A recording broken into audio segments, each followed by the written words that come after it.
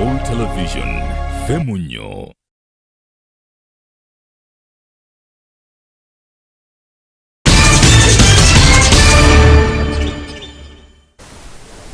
Omulala Soul TV tukulamisizaako najoli wasota sebo wasota nyabo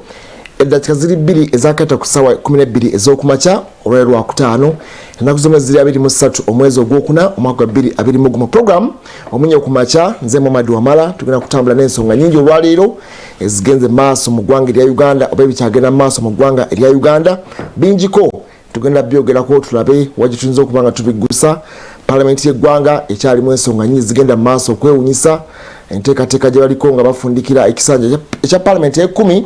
ng'ate beeteekerateekera okulayira kw'abaka ba Parliament y'omulundi ogw'e11 ejja okutandika oba okujja okutandika ng'ennaku z'omwezi 17 okutuuka ng'ennaku z'omwezi 21 omwezi ogujja ogwokutaano naye ng'ekitongole kiwooza ate eky'omusolo olunaku olwajjo kyafulumizza assessment eya principal emmotoka ya principal bamaze okuba nga bagyekeeja ne bamugamba ajja kusasula obukadde 337 obw'omusolo bakkaanyizza ne bakikaanyaako nti emmotoka kituufu eri Ahmad teyitamu masasi mbaga nti waliwo falsehood yasooka okukolebwa mu mulundi ogwasooka nga bakola evaluation yayo na assessment mwe bagambira nti eri emmotoka ya bulijjo naye nabo bakoze ballistic arrangement eyo ne bazuula nti kituufu alina okugijjayo kati nga maze kuwaayo omusolo ogwo extra bagibalidde nga ya bukadde 600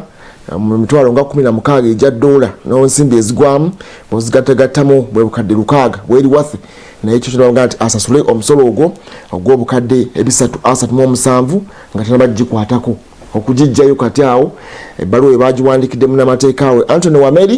ne bamugamba mukama awo emmotoka ye ewedde bw'aba agyetaaga akadde konna akolagane n'abakulu mu kitongole ekiwooza abeere ng'agikima tetukyalinako kakwate konna agikima onna wayagalidde kasita abeera ng'akiririnze omusolo ogwo tanaba kuddamu oba abantu banaasonda ensimbi oba ye azirina nga ye bakulabika nti ajje ekyuma kino agende maaso okubanga akikozesa seberi yali campaign ewe twali tumusondera yali campaign zona zona ze wawulira nga zimuda ku muda fe twali tutunulidde president ava mu ghetto atayina buyambi tugambe nti fresha mu politics akinasinziira byonna byonna so yensonga lwaki twevanga mufa abaggeto tukole kitusonde naye kakati amadika tetulina we tufuniramu oba oliawo principal ino okubanga atambula principal tatambula emmotoka walaba nti yali ya bukuumi ku kutereeza byakwerinda bye kyava afuna amadike ate bwanagitwala mu ggetto ebanga insult si insult era ate mu ggetto tuyinza kufunayo obuzibu ate tuyinza mu ggetto bayinza omukubirayo eno ffenna tubeera mu ggetto almost tuyinza omutuusaako obuvune so kakati waliwo ebintu ebimu nga tulaba nti bituyamba webiba bituyamba okutwaliza awamu kubanga akadde kano waliwo ne families z'abantu ng'abantu baabwe tebannaba kubanga bakubwako eriiso waliwo families z'abantu abafiirwa ab'eŋŋanda n'abalala bangi nnyo abaakosebwa mu campaign singa campaign ebeera yakusonda nsimbi zigenda eyo gambako kale naye Amadi Kasebo awo NUP nga bo abayina kale tikiti anti our priority matters kati ojja tunuulira nti tutandike ne president waffe Amadi Ka kole tutya eno kiri eri bote tuyinza kubanga tukola dictation yaabwe bakyo n'abasazeewo naye nga kyekyo okusinziira ku munnaffe commissioner Abel Kagumire bwati baloje yawandiise nga bagamba nti eyagimuwa lwaki takiliyaringa ani baga nti bagimuwa bagimugulira kati byakyuka nti gye yagimukwasa kati kyasigala eri ye yakyuka enamba nekyusa amannya okuva eri Kenya nesigala ng'eri mannya ga principal kati awo bye bituzigadde byonna anyway sokola musabawuliza n'abalabi ba Soul TV tutandikirawo tulina ensonga nyingi tugenda okubeera nga twogerako ate enkyali tutandikiddeawo just on a slight note tulabe nga tukutambuza mpolampola nga bwe tugenda okutambula ate enkya ya leero abalabi ba Soul TV eno sabbiiti yakusiiba nakusabira baffe Ssaabasajja Ronald Muwenda Mutebi ow'okubiri abadde tannaba kutwegattako okitegedde abadde naawe tannaba kukitegeera kakati olunaku olwaleero tandikirawo ffe twatandika ku bbalaza olunaku olwaleero Lwakutaano nga tugenda kuba nga tufundikira enteekateeka eno ku lunaku olwa Sande yagenda okubeera entiko y'essaala zonna so n'olwekyo abadde tannaba kutwegattako naye ng'oyagaliza Buganda ebirungi ng'oyagala Buganda ate nga sinakindi ng'oli Muganda ebyo byonna byonna aspects nnyingi nnyo eziyinza okutugatta awamu okulaba nti tusabira baffe Ssaabasajja Ronald Muwenda Mutebi ow'okubiri n'ekisinga obukulu nti ffenna tuli bantu twatondebwa mu kifaananyi kya Katonda so ekikwata ku munnange nange kiba kinkwatako butereevu kubanga obulamu bonna bwe bumu munno aba mukosefu kiba kitegeeza nti kiteekwa okukukwatako okujjako ng'olina embeera endala oba ng'olimu engeri endala naye kitaba ekyo tutandike olunaku olwali abadde tebanaba twegattako tusabire ebbafu Omunnyo ku Makya tutandise naye nga jjukira nti ku Salt FM waliyo zibula atudde enyuma nnyo mu Lusaamya ffe tugiyita kikotwe yeehaale naye Omuganda agiyita zibula atudde kakati ekinakwanguyira kyojja okugiyita zibula atudde kikotwe yeehaale eba etandise ssaawa zibeera 12 okutuusiza ddala wali eri ku ssaawa 4 bakusiibulira n'ebyobulamu so n'olwekyo teekako Salt FM owulirize ensonga nnungi nnyo engeri gye zisengekebwamu naye naffe wano tugenda kuba nga tukutwala mu maaso okutuusa we tunakukwasa Apollo wali ku ssaawa 2 Apollo akukwase Geoffrey Mugerwa naye akutwale mu maaso n'ebyemizannyo ate tuwunzike wali eri n'ekigambo ku ssaawa 4 okuva ewa David Prince so n'olwekyo mbeerako nise nabwire ndi mwana we Busitema mbaheesaawo handi mbadde hamuno mukyedinyaho good morning oli bamwita Joseph Prince Joseph Prince era David obalivudde Prince olio na mutabani wange David Prince Joseph Prince yes anyhow tugenda kubanga tutambulira awo lwaliro akadde katuba tunulira ebyo byasukkulumye mu malwe gaffe naye katono nnyo afedde waliwo ekintu ekikyagenze maaso Minister w'ebyenjigiriza by'amatendekero aga waggulu Dr. John Kirizesto Muyingo alina proposal oba paper gye bakolako ya sente proposal mu nteekateeka ne policy statement anti sente baagala nti amasomero gonna ag'obwannannyini gasasule oba gasasuze abazadde ebisale nga bye bimu baagala kitandike n'embalirira y'omwaka ogujja 2022-2023 bonga baani nga gavumenti anti government mu kitiiki ku masomero gano kati awo nawo obuzibu bwawo bwe ntandika bizinesi yange bw'otandika okumpa orders osobola okuzimpanga ggwe eyampa capital eyatandikawo osobola okumpa orders nga ggwe ansasulira abakozi oba nompa orders nga ggwe ansonyiwa emisolo okitegeera oba nga ggwe okitegeera mu kiti nga waliwo ekiti kyokola ki baagala uniform figure nga baani musema SS ngere sasulaze zimene wakiso SS mwenanga mutambulira mu kyekimu kakati okusokera ddala babagambye nti amasomero gano gonna bo we bakozeemu evaluation ne bakizuula nti gonna galina ebizimbe ebyenkana nti gonna rent asasulwa ku bizimbe oba ku ttaka we gakakalabiza yenkana bagenze ne bakizuula nti abasomesa abali mu masomero gano bonna omuwendo gwe gumu wonna we bali anti bagenda kubeera nga bonna obuyigize bwe bumu tojjukira bwe yagamba nti baagala omusaala ogw'abasomesa nga gwe gumu uniform baagala ebisale bigenda okusasulwa nga bye bimu abakulembeze baffe abamu balemenga kweswaza mwami lumu alina ekigambo kyatera okukozesa ng'agamba nti you can't eat your cake and have it bw'oba wagamba nti wabeewo enkola ya privatization kitegeeza nti gavumenti yejjeeko nayo yejjeeko obuyinza obwenkomeredde ku particular things akazito ekkiriza n'abantu abalala bajje baddukanye ekintu mu ngeri gye bakola ki gye baagalamu tusobola kusinziirira eri gwe n'ojja n'owa biragiro bakyakikolako tekinnaba toyomba bakikolako naani ne gavumenti ministry abavunanyizibwako abo bonna bali wabweru bakuŋŋanye association egatta amasomero ag'obwannannyini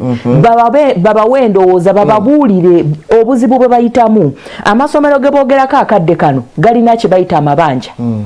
agasinga obungi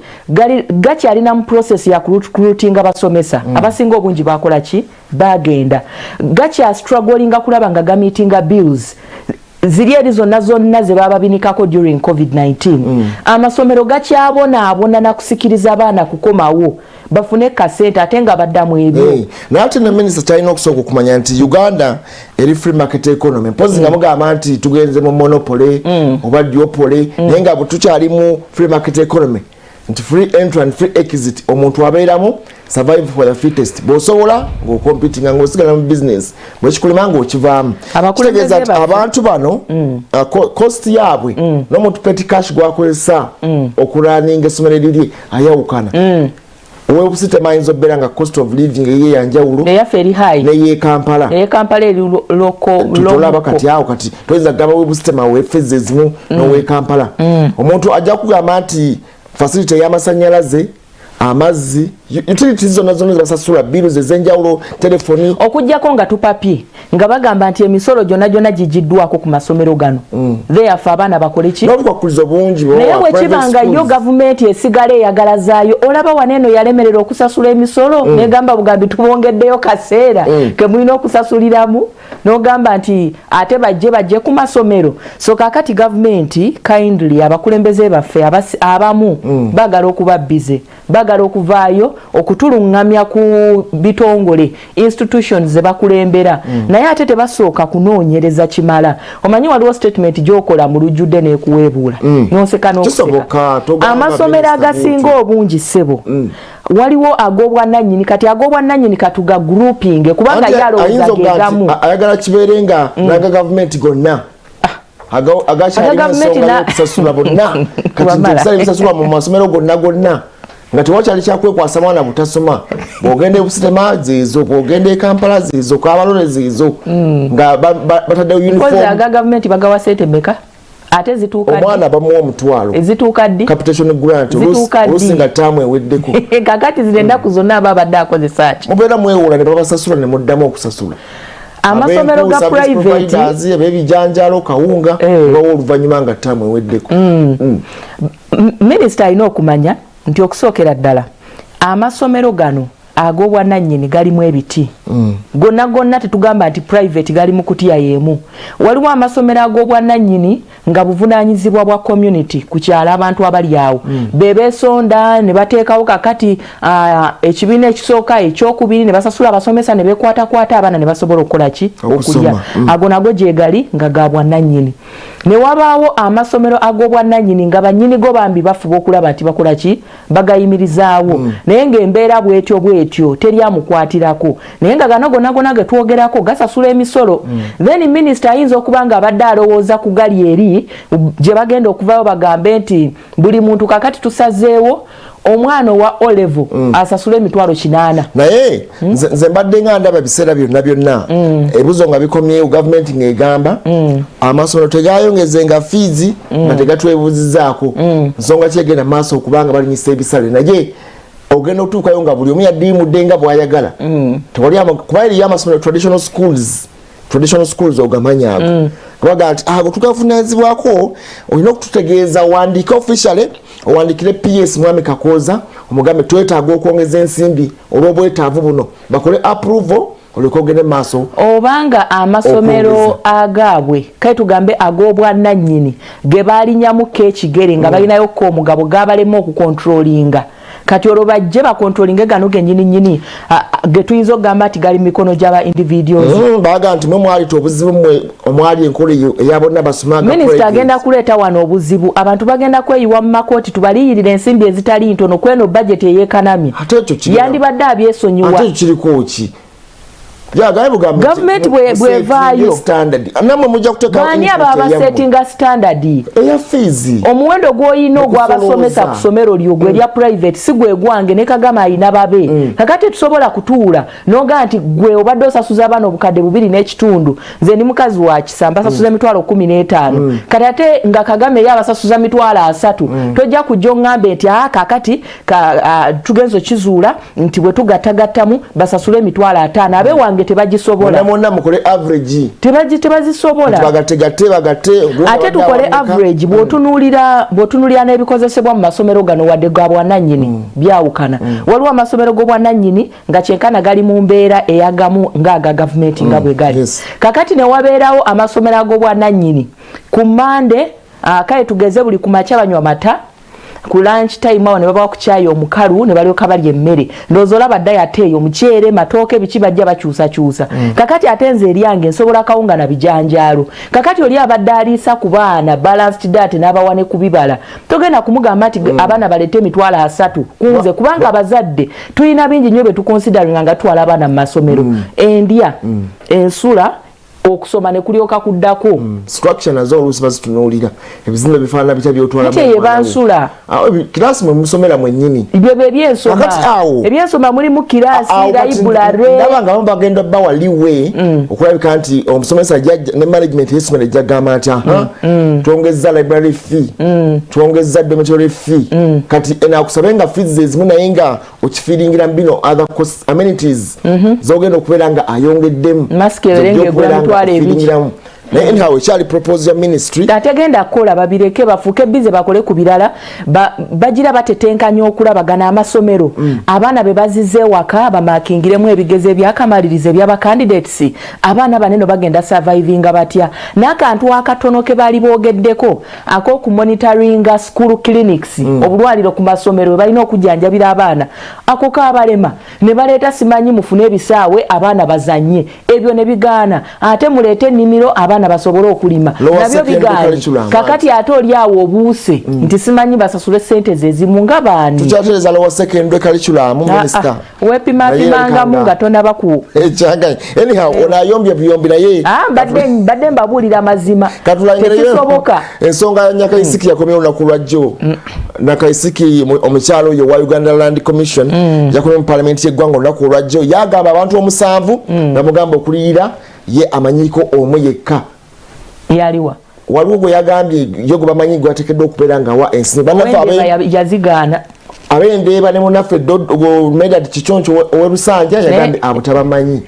naye minisita agenda kujowayo naye namuganse tumanyi muliro gwagenda kuleeta mu parliament wagenda kuresponding owayo naye katongere emboozi eyo yamukyala Nyakaisiki olunaku olwajjo ng'agenze mu komiti ogenda maaso okuwolereza bajeti yaabwe n'ensimbi zagamba nti abamafiya baagala okubanga bazitwala naye agezaako yalayidde n'agamba nti Kabalega yafa tajja kuwaayo nsimbi zino katulengere bwe yagambye. Ssentebe w'akakiiko k'ettaka Beatrice Nyakaisiki Byenkya annyonnyodde Paalamenti awava obuzibu wakati we ne baminisita babiri ab'ettaka bwe buzibu bw'ensimbi era bwe yavuddeyo kaati n'asimbira ekkulu ly'obuwumbi 10 badde busabiddwa okubanga ennyongereza nti buweebwayo mu bukyamu. Akakiiko ka Paalamenti akalondebwa okunoonyereza ku nsimbi zino leero katandise okukola emirimu era nga kasoose n'abantu 6 balina okubanga baasasulwa. Byenkya byategeezza nti byonna byali bya bulimba. Government is paying air somewhere. You might find these compensations, half of them might be air. On the list of 6 who came through supplementary, if they were before you, who would you pay? In this whole thing, the land is not there. People sold. And government is paying, and this government is very good. It has a lot of money. It never runs bankrupt. It's paying. We have spoken so much about the 6, but there is also another 2 pieces of land under the same schedule. That is the Ndeba land and the Rusanja land. I need to hear you give us your opinion. As much as we have the paperwork and Ndeba, which it was by the Minister of Land. Atuze n'otegeeza nga baatasabangako biliyoni 10 era nga basaba enoonyeza byabwe wategeereza nti n'abantu abasasula basasudda mu bukyamu okuggyako omuntu omu ku bantu 6 nagenda gwatugambye abanja miliyoni ezisoba 4. To us again more on the Ndeba and Lusanja. We hear that matter is in court. So how can a matter that is in court be compensated? Suppose the Land Commission wins the case and you have already paid. Don't have information, no paperwork, nothing. We also just saw it on TV. Because both Ndeba and Kisanja, we don't have Lusanja, not Kisanja. Lusanja. Abaka batula akakiiko kano okuli omubaka okuva 10 Municipality Cyrus Agon atendereza nnyo bino ebibaweerebbwa era nga gantu bijja bayamba okunoonyereza. If we can be able to get in touch with some of the beneficiaries, yes, because we would love to hear from them. It's a good thing. And as we go on, our list may expand because from the interactions, you may realize that there's another person you need to call up. Tisinkana n'abo abantu abagambibwa nti be bagenda okompensatinga tugenda kubasinkanako face to face tubalabe bwe bafaanana era tulabe baddala be bannannyini ssente ez'obugologoosi bwe baateekawo okulaba nga bukolaki nga bufuna ssente ezo. Anga Nantalo bwe najja naggalawo obukubo bw'okulya mu bumanyi ebyo ensonga z'ettaka ngezaako okustreamlininga ate abalala mbalemesa ki kulya this 10 billion Nantalo ya buli kintu anaaba buli kintu ali mu kulwana nze ndi Munyoro Kabale gafo gwaffe gwakulwana. Olunaku olw'enkya akakiiko kagenda ogasimbaga ne baminisita ku Raso TV. Nze Grace Girinya ne Lyasa Jabi Omunnyo. Ye mukyala Nantalo oyo Munyoro agambye bogwalo gwakulwana ajja kulwana okulaba nga ataasa ensimbi y'omusolo naye ndowooza kyeraga lwatu si kulwana kwa kikonde nakwemeza si kwa kikonde kwa mifumbi kwa mifumbi ajja kusaba emifumbi gyonna okulanga teri si ebinene abasitula ebyuma yantira jejo nedda bubwa bwongo si bwongo kati bituuse bya mifumbi buli omu kujjayo emifumbi gye kujiraga kuba kati ndowooza ekyo ensolo yakolebwa lubagana balaga nti baliiridde bataddewo ensimbi z'okulira munnaffe Dodo Mundeeba nga case ekyali mu kooti kati ekyo kyalaga nti waliwo nekobani waliwo syndicate yali yeyo kanti waliwo mafia yali agenze maaso okuteekawo obubbi obwenkunala kuba kooti yali tennaba nakusala ani awangudde omusango ne bwe yandibadde nga Dodo yawangudde ensimbi nga tezinaba kugerekebwa ez'okumuliyirirwa naye nga boorede bakoze eki bamaze dde okuteekawo omutemo gwaliteekeddwa okuba nga afuna naye abakyala babayiiya kati mpozi nga batugamba Dodo si yenannyini awo nti waliwo omuntu omulala eyali akirimu nga Dodo yali just cover up ya kintu naye bwera nga li cover up ya kintu etteeka process ey'amateeka erina okubeera nga egoberera naye kati awo mesa yakolebwa yokka yokka yalega buli kimu nti kiri scandalous. Dodo yabyonoona Dodo yabijjayo n'abyonoona ate munafu w'Erusanja naye bwe yasaba bino baga gundi ziri wa demarcation otugenda okubeera nga tusasula ani asasulwa bagenda okujja ng'ebintu byebyo biraga bibiri shode kati awo ensimbi y'omusolo bwetyo bwegenda maaso okuba esali mutwalo gwa ssente naye ensimbi obuwumbi 7 ku 10 obwogerwako omukyala wuyo agambye ne bwe yali ng'akyali ne minisita Amongi minisita wa Kampala kati era baatabukanga Beti Amongi yali ng'akyali mu lands ng'eraga nti ebintu bitambula bulungi mukyala akena kati agabana ababiri abalimu n'abamufuukidde ekizibu nabaga nti mukyala byenca naawe oli muzibu nnyo kati awo president alagira ate n'oyingiramu walengera mukyala Namuganza Lulibwa ng'agamba nti gwani president alagira aligwe n'oyingira mu makkati ga president osobola okulemesa enteekateeka ya cabinet ng'egambye nonaganza accounting officer president alagira naye ebiseera ebisinga asinziirira wa mu state house waliwo ebintu nga cabinet etudde mu state house nga ina backup yaki ya ba minister nedda sebo twerabira ebiseera ebisinga nti tulina kye tuyita ssemateeka wano mu Uganda nti ebintu birina okubanga bigoberera protocol newankubadde president alagidde okusinziira mu state house ne backup y'aba minister booliawo nga bwe kiyinza okulowoozebwa bwe giwunya bw'otuuka eno singa president yalinga ng'alagira ne kisigala nga kiri fayino nga teri asobola kiddamu tetwandirabye nga bannaffe baneeno nga baliko kye babuuza mu palamenti naye era abasinga obungi omulaba alabikayo mu president yalagira naye ate nze ndowooza nti abantu abamu boogeza nnyo president oluusa awateeka kati president kyekizibu awo nti obeera olagidde president si kyekizibu karakita y'abamwetoolodde naye kati bwaba bakulagidde tolina kiwandiiko kyonna gwe n'ogenda bugenzi nti president hiyase alagidde mutuwe ssente bweziti beerako ekiwandiiko ekiraga nti president asayinize awandiise ebbaluwa ng'ebaakinga ebigambo byo naye gwe ogenda oteekayo emifumbi mu parliament nti tuwe president alagidde president bw'alagira n'alagira mu mmwe mwekka obanga buli wakati naye then ekyo kiba kirala president gwe twogerako si muvubuka wa Josi wa myaka gyaffe emyaka gy'alimu nsuubira nti yakulira mu mulembe gwa nga n'omutamiivu akugamba nti nkuwadde okusalira awo nawali we balinga nga badiibudda bagaba amataka naye nga yakulira ku mulembe gwa akuwadde mutamiivu naye bwe gunaamugwako oba si kyo nga tegunaamugwako wabeewo endagaano ekola ki ekolebwa bw'olaba emivuyo gyonna kaakati egyetobese mu mataka gyaffe ffe abavubuka n'ebyuma kalimagezi naye bali eri wabeerawo neki n'endagaano kati sikiwa nti president omuyivu ebbanga ebisanja bye tumuwadde okukulembera eggwanga lino takimanyi nti ekintu ekibanga kiri serious akimakinga ki fomo oba official kakati abantu abamu bakozesa opportunity eyo okwogeza abantu babeera bakoze eki baliraanye ate naffe ababeetoolodde ne tuvunama nga tumanyi nti kyeki nti ge mazima olaba oli atambula n'omukulu yamukwatira ensawo banywa bonna akacyayi bakola buli kimu oba okiraba so kakati abakulembeze baffe abamu olaba waliwo enjogera ennaku zino mbu abasajja abo ab'okukuba wakuba omukono jaye simuonyiga omugambe yogerako n'ono wadde teriiko olaba ndowooza ensonga y'ebiwandiiko nkulu nnyo nti ebifo ebisinzibwamu oluusi emizikiti amakanisa amakereziya nti abasajja abadda bawanga abantu magala muzimbawo omuzikiti muzimbawo ekkanisa naye batamanyi bwabwe kati newaffe waliyo ekereziya bajja ne bagamba byawa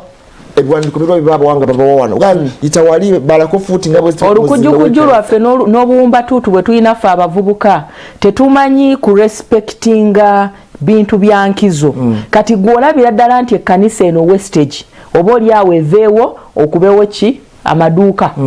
basobole okuba nga bakola ki nga bakuwa ssente za renti so kakati ebintu ebimu njagala kusaba abakulembeze baffe balekeraawo okweswaza omuntu wagendera okukwasa office kiba kitegeeza nti akwesize omanye emitendera nga bwe girina okukola ki okutambula omuntu omuyivu okujja n'omatiza bayivu banno nti president yalagidde president yalagira yaŋŋambye yakoze kino ng'ebintu byaki kiswaza anyhow tugenda kumulamu katono nnyo bwe tudda tugenda kate bweru w'eggwanga tulabye bawandiise biki naye nga byebyo bigenda mu maaso mu parliament ey'omulundi ogw'ekkumi egenda okufundikira mu mwezi ogwokutaano ate 11 egenda kujja tetumanyi oba balina kibayizeemu bali banatereeza ki katukomewo katono nnyo tovaawo mulabe wa Soul TV.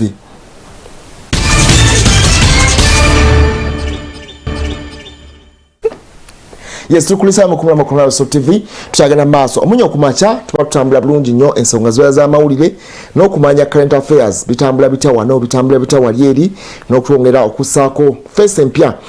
bweru w'eggwanga gye tubeera tuyingira akadde kano olupapula olwa Guardian luwandise ku mbeera eri mu ggwanga erya Buyindi covid ayongedde okutaama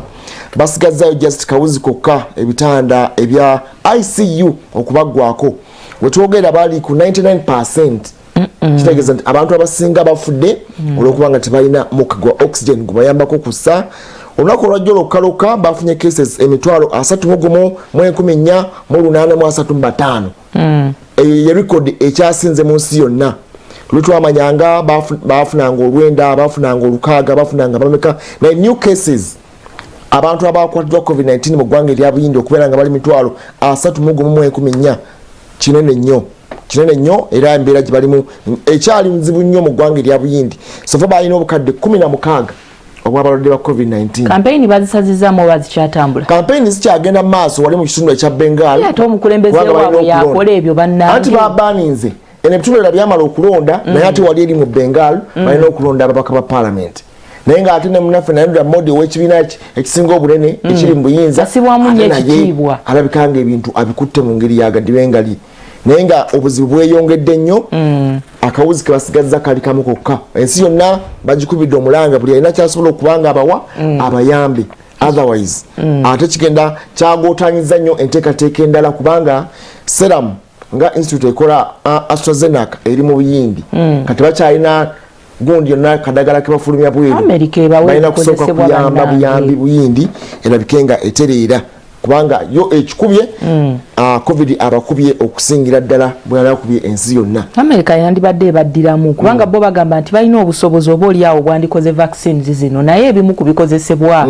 biva mu ggwanga eri America mazima ddala bembeera abantu abo babonaabona nnyo be bamu ku basinga okunkwasa ekisa wali covid-19 nga yakafuuka oba nga yakataama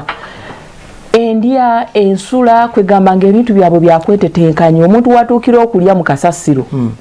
naye ate Buyindi baavu Buyindi ate bangi Buyindi ate bakadde baavu naye ate okusinziira ku firimu zaabwe bagagga bakadde nnyo abakadde bangi kati covid bwakwata ku mukadde kubanga it is overwhelming nti n'ebifo gye babookera abafudde crematoriums nazo zigenze mu maaso ziri overwhelmed bookya emirambo nga 7-8 buli lunaku abantu abo kyembagalako kimu kyokka nti bakweka obuziina bwabwe bakweka ebitali birungi tosobola kusanga abantu abo nga babroadcastinga ebiseera ebisinga ebifo byabwe ebya ghetto embeera yaabwe bawangaalira balaga deri ng'ekibuga kya kubanga deri yeesinza okubaamu obuzibu kati ekibuga kyandikidde mu kibuga ekikulu nga yeesinza okubeera saagi omwaka oguwedde si be balina n'obuzibu obw'omukka ogwa oxygen nga guyingiddemu simanyi oba bi particles chemicals n'ogumu gwali guliikinga nga gutonya nga gugenda bugenzi tugugwendamu air tegubayamba naye amalwaliro 6 gokka gagamba nti embeera they just have hours sawa zokwazi basigaza okutuwa ku 100% eyokuba nti tebalina oxygen abo bagenda kukaduuka kugula kati abo embeera nzibu nnyo ekigenda maaso mu buyindi buli mwasabira eggwanga erya buyindi ffe tubeetaaga nnyo kubanga baatuwa n'ekyuma wano ekyakokolo emulago tujjukira president Saminsabwe bwe yajja naye ndamudi mu ggwanga erya Uganda bwe yakyala wano ekyo kyali kyakubatongoza kyali kyakubatongoza kufuuka tribe muno kati oba oli awo nasaba kwabwe bakusaayo dda nabo bafuke tribe eno ekyo just kyali kyakwekwasa bwekwasa ensonga yali yakuleka nti bayambaku anti kakati bw'ogamba nti batuwa ekyuma kyabwe ku covid ono eyaze ejjo ng'okusaba bakuteekayo dda batuwa doozi zaabwe emitwalo 10 eja AstraZeneca twazifuna ne twongera ku mitwalo 86 ze twalina kati tumanyi oba tubaddizeeko tuleke nga tubataasa otherwise muyindi buli omu ayongera ogisabira mu mbeera ye bantu babuda naye ekintu kibayinze nabo obuzito akadde kano balabika nga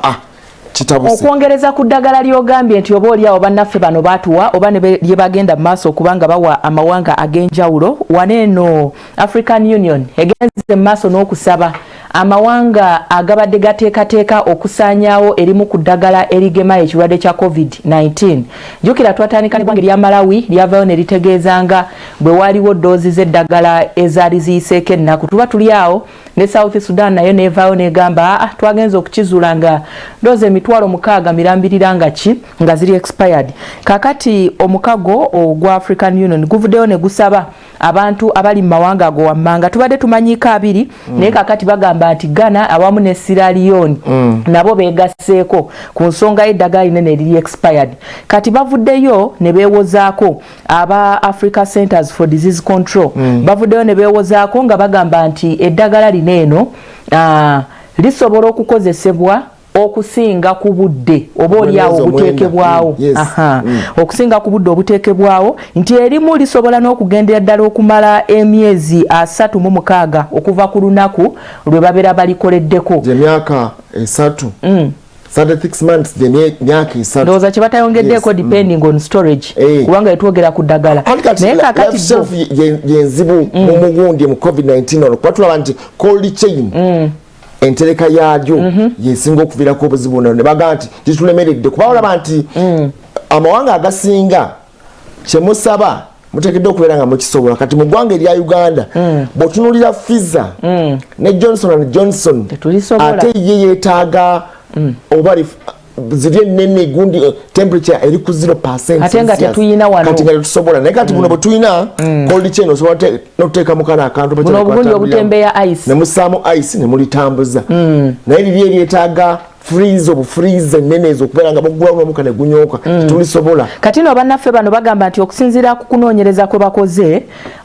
olw'okuba nti bali bize vaccines zaakatandiika okuba nga zikolebwa tebafunye budde buprovinga obudde obwo obuwanvu obusobola okuba nga bwewolebwa okukozesa ki vaccines zino naye basabye amawanga agayina vaccines ezigamba nti ziri expired ziseeko balindeko okuzisaanyaawo bagira bazikozesa zandibanga si za bulabe naye olw'okuba nti munaye nga bwokola ekintu kyo bagamba nti expiry date kubanga obutunuulya AstraZeneca ono yalina okubanga akozesebwa ndowooza emyezi 3 nga kati waffe gwe twafuna mwezi ogwokusatu ateekeddwa okubeera nga ggwawo by June nga bantu beedinywe bagema kakati awo nawo naffe petu kati bakyalinda guidance kubanga twalaba nti coronavirus yajjanga mupya naye no jabu gye twogerako nayo mpya kati bakyalina okugenda maaso okukola study further study nti singa ebeera eyiseeko lifespan yaayo tuyinza kukola ki kati awo ndowooza n'ekitongole eky'ebyobulamu mu nsi yonna kyegasseeko nekiga nti abantu bano basooka balinda ekyenkomeredde nga babadde banoonyereza ku thrombosis different thrombosis clotting ez'omusaayi ne bazuula nti kituufu eyinza oletaka clot naye mugende maaso okusikoza bayimiriza Johnson ne bayimiriza AstraZeneca olw'okubanga yali aleeta obuzibu obwo ne bastadinga ne bagaa nti bw'ote bw'otunuulira emigaso naye mu Africa tetubadde na buzibu obwo. Lowooza oba oli awo emibiri gy'abazungu gyeminafu oba oli awo waddewo embeera bwetyo kese ziyinza okubbaamu naye nga zibadde ntonotono okusingira ddala ate boogeranya n'abazungu tezisawundizinye ennyongeza bayimiriza abaliri balala bannaffe gonda ayimiriza onayimiriza onakoze kino onakoze kino ne bagenzi ne basitadinga ne bagamba Johnson ne AstraZeneca talina buzibu bwonna gende maaso batunulira miganyo gye okusinga ate okusitolinga application ye ate obuzibu bubeera bweyongezi era ndowooza naye ekyo bajja kustadinga balabe guidance kuziiseeko bayinza kukola ki ekirungi abagenda mu maaso n'okubanga basaplayinga balina obusobozi oba oli awo singa wabawo ekyetaagisa mu nsonga y'okunoonyereza bagamba nti ekitongole ekyebyempuliziganya ekya MTN awamu n'omukago ogwa African Union be bagenda mu maaso n'okubanga bagaba eddagala lino enteekateeka y'amawanga agali eyo nga 5 okubanga gagenda okubanga gaganyulwamu naye ate ensonga yeeyo abalirina nga liri expired hold on temulisaanyaawo ate bannaffe ensonga ezigenda mu maaso mu buyindi bannaffe abangereza babagambe bayimiriza entambula z'ennyonyi abantu bonna okuva mu buyindi okujja mu ggwanga eryabungereza kati olwa covid nti bangi nnyo era embeera kyongedde okutambamu okulaga nti kati temuddamu kujja nti buyindi yatabuse olw'okubanga ebadde yina balina ebintu bagenda maaso okubanga basinza emyezi gyabwe egyo abantu batambula nnyo ate nga waliwo ne laxity yaliwo mukulabika nti guidance n'ebiragiro byonna bikitangira covid-19 byali tebikyasibwamu kitibwa naye betugendako wano munaffe Alexei Navalny gwe nagambye bamugambye tukulegaire taata bakukoolya bwakukoolya basawo be bamugambye bakukoolya ogenda bamuwa bijanjalo nakawunga bamuwa vitamini neta sebo omanyi waliwo ekika ky'emmere nga teweetaaga kola ki kati mmere ki gye bamuwa bamugambye ogenda kufa bamuwa ku pizza oba mawogola anywa amazzi gokka naye bamugambye nti nedda taata bakukoolya kubanga okusinza ku teste talina mukyala baleete mukyala we okusinza ku teste zakoleddwa nga 2 omwezi guno zalaze nti omukulu ono ye balayo nti obulamu satisfactory bulungi talina buzibu bonna era eddwaliro mu kkomera gye bamusibira baga nti tutumuwa oyo alimba naye nga ali ku hunger strike kati emyezi ayingidde 3 naye ng'embeera yeeyo weeks ziringa ziizo ayingidde omwezi n'ekintu okola yateeka wansi okulya talya naye nga abantu bekalakaasa eno ebweru bamwekalakaasizaako genda maaso eriwe gwe tolya ffe katwekalakaasa eno tuteekewo embeera oba oli awo banaawulira ne bakujja naye ngene emisango omuntu asiiba ennaku 3 zokka basinga n'omusaala ng'atunula waati luyongoyongo kati we nagamba emyezi 3 mbu ng'asobola okuyimirira akyayimirira bamugambye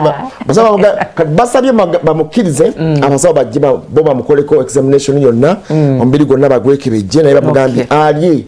bwe banagenda okujjira wakiri ng'alina amaanyi kati bagambye nti alye balaba magumba gokka nabanga taata lya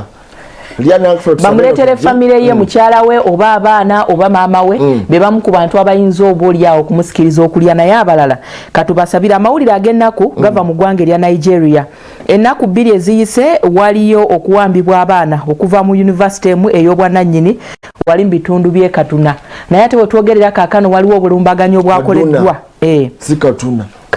Kaduna mumpronouncing ogambi Katuna afa abebusite matwogera guno ngawe mugamba nti busiya ffe tugamba busiya kakati munnange balumbye eddwaliro ne bawamba abasawo 2 abajanjabi bannansi 2 ne batwalibwa naye nga bagamba nti kino kyekikolwa ekyabadde kisoose okubanga kikolebwa ku malwaliro omu ku bakaawonawo nansi yadduse okutegeezaako abantu nti waliwo abantu abayingidde mu ddwaliro ku speed etategeerekeka bagenza okujja okutuukawo nga abajanjabi 2 oba bannansi 2 nga bamaze okubanga bawambibwa eggwanga erya Nigeria lyetaaga essaala mu nsonga ezo ez'okuwamba n'okutta abantu mu mbeera ey'ekyoyonoonere kale tugenda kumulamu Katuna wennyini bwe tudda tugenda kulaba Daily Monitor awandiise ku nsonga nnyingi eziriwo naye katulabe munnaffe omusomesa tisha kyatujjukisa olwaliro mu byafaayo n'ensonga endala bwe tudda tulabe ate ensonga ate ziri mu lupapula luno olwa Daily Monitor tovaawo tukomawo katono nnyo